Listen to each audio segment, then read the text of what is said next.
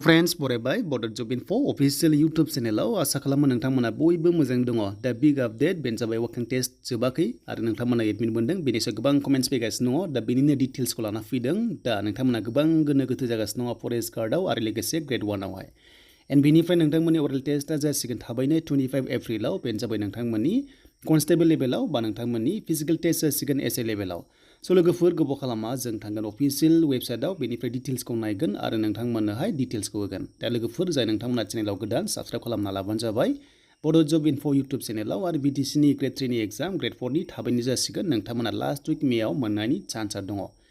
देन बेनि एप्लाइ सोलिगासिनो लास्ट डेट 25 एप्रिल स' नोंथांमोना डाइरेक्ट थांनानै साबमिट खालामनांसिगोन स्पिड पोस्ट थांनाय नंला मानोना डेटआ गैला एन्ड बेनिफ्राय लास्ट डेट बारायनाय थानो हागौ मानोना गोबां हलिडे दंमोन गेजेरावहाय स' बेखायनो लास्ट डेट बारायनो हागौ थ' जियानो जा लोगोफोर जों थांनिफ्राय अफिशियेल वेबसाइट आसाम पुलिसनियाव दा लोगोफोर जों फैबाय अफिशियेल वेबसाइटआव दा आसाम पुलिसानो गासैबो कन्टाक्ट खालामदों नालाय बेनो जाबाय एसआइआनो जा बा नोंथांमोननि फरेस्टआनो जा दा लोगोफोर नोंथांमोना एडमिट कार्ड मोनखाबाय बयबो एन्ड बेनिफ्राय स' नोंथांमोना खायसे क्वालिफाइड जाबाय आरो खायसे डिसक्वालिफाइड जाबाय गोबां कमेन्ट्स फैदोंमोन एन्ड बेनिफ्राय नोंथांमोना जायखिजाया डाउनलड एडमिटआव थुनाय लोगो लोगो एडमिट कार्ड मोनगोन जेराव नोंथाङा पस्ट एप्लाइ खालामदोंमोन एन्ड बेनिफ्राय स' नोंथांमोननि Gr.1 फरेस्टनि दासिमबो फैयाखै जेब्ला फैयो नोंथांमोना आपडेटखौ लाना फैगोन दा बेयाव ओंखारथ'वाखै खालि नोंथांमोननि बेयाव नुदों एक्साइजनि दङ जेलवार्डारनि दङ कन्स्टेबल दङ नोंथांमोननि एन्ड बेनिफ्राय नोंथांमोना हमगार्डनि दङ बेयाव नोंथांमोना एडमिट कार्ड डाउनलड खालामबानो जाबाय एन्ड बेनिफ्राय एसआइनि एडमिट होबाय नोंथांमोननि फिजिकेल टेस्टनि आरो गासैबो रिजाल्टआ 6 मेआवनो मोनजोबगोन आरो Gr.1 आबो थाबैनो जासिगोन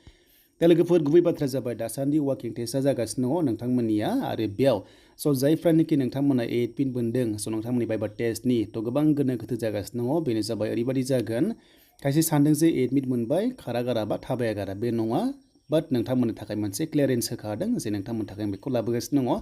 देन मोनथाम पस्टआव सेलेक्ट जाना दङ एक्साइजआव दङ फरेस्ट गार्डआव दङ बेनिफ्राय कन्स्टेबल AFPFआवबो दङ दा बेयाव मोनसे बाथ्रा होदों 10 नाम्बाराव मोनसे गाइडलाइन्स दंखायो नोंथांमोननि थाबायनाया जागासिनो दङ आरो नोंथांमोना एडमिट मोनदों नङा होमबा नाथाय बेयाव लोगोफोर नोंथांमोना प्रेफारेन्स पस्टआव फैदों जे नोंथांमोनाहाय हमना ला नैबे वाकिं टेस्टआव नोंथांमोना पास जायोबा नैबे नोंथांमोना फरेस्ट गार्डआव इलिजिबल जागोन एबा नोंथांमोना Gr.1 आवहाय इलिजिबल जागोन बेयावनो स' नोंथांमोनखौ खनसेनो सेलेक्ट खालामगोन आरो मोनसेल' बाइबा होनांगोन नोंथांमोनाहाय दा कन्स्टेबल लेभेलाव मोनसेल' बाइबा होनांगोन बेनो जि पस्टआव नोंथाङा सेलेक्ट जाया मानो मोनसेल' बाइबा जागोन आरो बेयावनो लास्टआव अभारअल काट अफ थांनानै नोंथाङा साख्रि मोनगोन अके एन्ड बेनिफ्राय Gr.1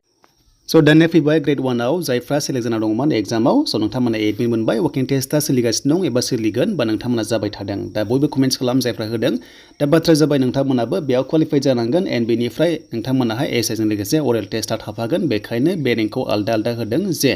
कन्स्टेबल बेनिफ्राय एसआइ लेभेलाव बेखायनो नोंथांमोना जमा जागोन एन्ड 6 मेआव गासैबो रिजाल्ट मोनजोबगोन बेखायनो 6 मेनि सिगां गासैबो जोबजोबगोन आरो नोंथांमोना बयबो थाबायनाय टेस्टआव थांबानो जाबाय जेबो नार्भास फिल खालामनाङा थाबायनायखौ टेस्टखौ नोंथांमोना पास खालामथारनांगोन अब्लासो नोंथांमोनाहाय कन्सिडार जागोन बे पस्टनि थाखाय स' बेनोमोन नोंथांमोना डिटेल्सखौ बुजिबाय जास्ट नोंथांमोना एडमिट मोनदों जास्ट नोंथांमोना बे नाम्बार 5 बाइबा टेस्टखौ होबानो स' नोंथांमोना मोजां नाम्बार एड जागोन आरो बेनो लास्टआव जोबोद हेल्प खालामगोन नोंथांमोनखौहाय स' बेखायनो नेक्स्टआव नोंथांमोननि आपकामिं 6 मेआव गासैबो काट अफ समान फैसिगोन हमना ला फिजिकेलनि फैगोन एन्ड बेनिफ्राय नोंथांमोननि एग्जामनि फैगोन एन्ड बेनिफ्राय नोंथांमोननि बाइबा टेस्टखौ लाफानानै मोनसे अभारअल काट अफ दिन्थिनानै नोंथांमोना साफा साफा साख्रि मोनसिगोन जि पस्टआव मोना मानो नोंथांमोना फाइनाल लिस्टखौहाय मोननाय जासिगोन काट अफ एबा नोंथांमोननि मेरिट लिस्टखौहाय थ' जियानो जा 6 मेआव मोनगोन एन्ड बेनिफ्राय 13 मेआव नोंथांमोननि एपइन्टमेन्ट लेटारखौ मोनगोन होनना बुंदोंमोन CM सारआ जेब्ला होयो अफिसियेल प्लेसमेन्ट होयोबा नोंथांमोना आपडेटखौ लाबावगोन जायखिजाया 6 मेआव नोंथांमोननि फाइनाल रिजाल्ट एसआइआनो जा कन्स्टेबलानो जा बा नोंथांमोननि जि गार्डआनो जा स' बेनोमोन नोंथांमोना क्लियार जाबाय दा बाथ्राया जाबाय जास्ट नोंथांमोना वाकिं टेस्टआव पास खालामनांगोन जुदि फेलबा मोनसे पस्टआव हमना ला नोंथाङा डिसक्वालिफाइड जाबाय हमना ला फरेस्ट गार्डआव बा Gr.1 आव बाखि नोंथांमोना गुबुन थाबायै पस्टआव नोंथांमोना सेलेक्ट जागोन स' बेनोमोन नोंथांमोननि डिटेल्स एबा नोंथांमोननि क्लेरिफिकेसन भिडिअ